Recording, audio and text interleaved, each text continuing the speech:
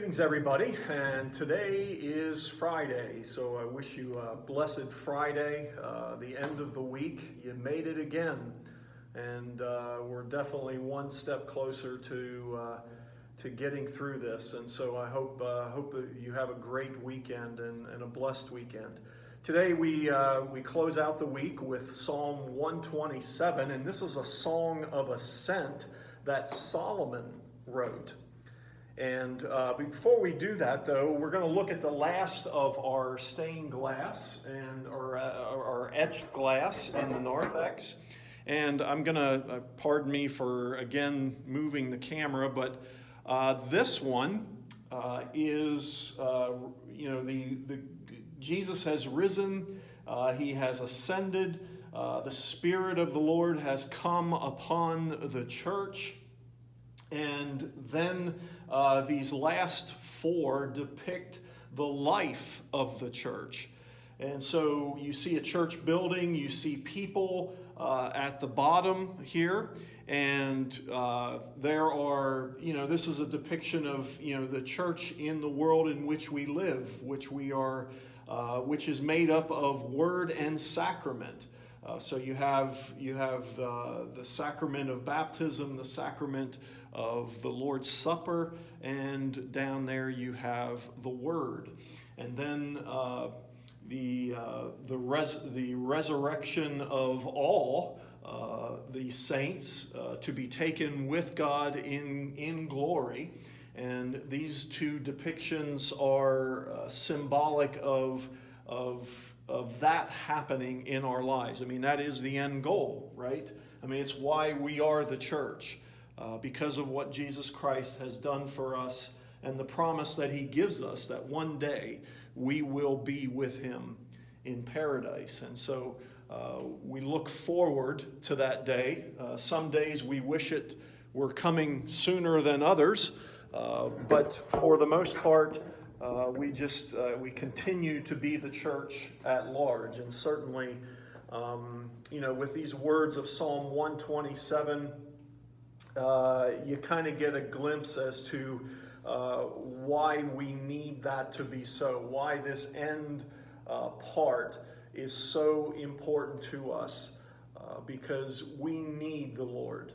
We need him in times like this. We need him in the anxiousness of days ahead, of the uncertainties that present themselves, and we just need God in our lives.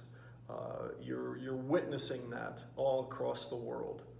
And so this song of ascent that Solomon wrote, let's look into this. Psalm 127 says, "Unless the Lord builds the house, those who build it labor in vain.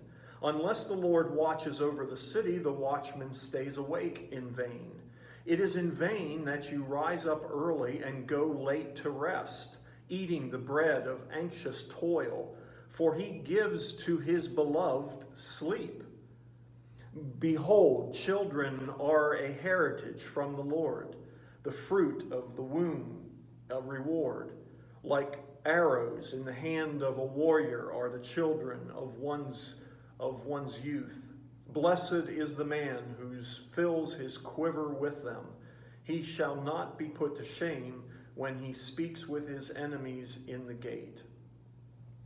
So the part that really struck me was this beginning part.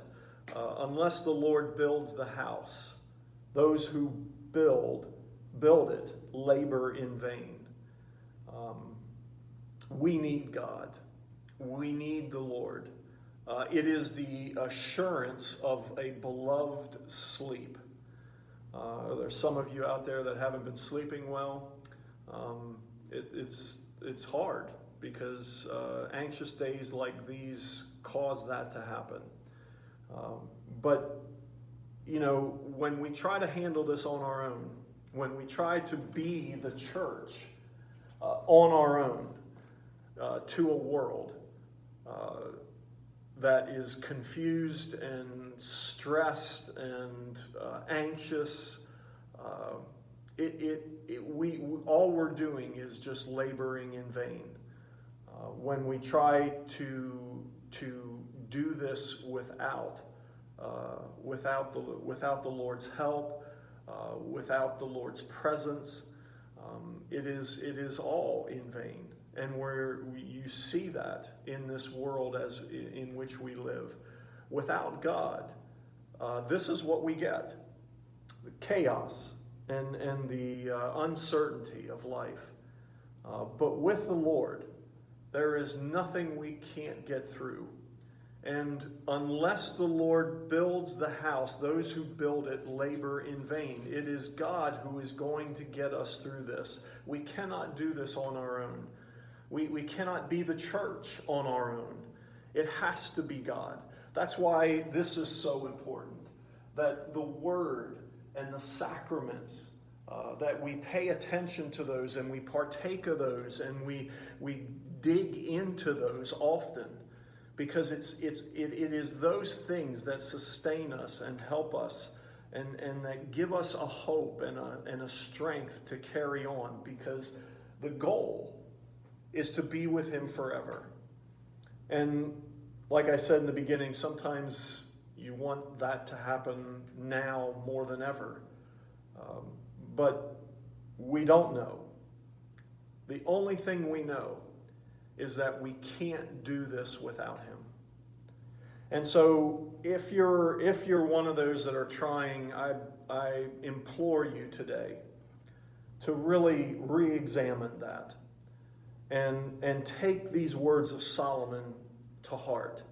Unless the Lord builds the house, those who build it labor in vain. And so may that be a good closing word for this week, a good word to carry us into the weekend, a good word to carry us into worship. We're coming into this house this weekend for worship. And so we can only pray God's blessings on that.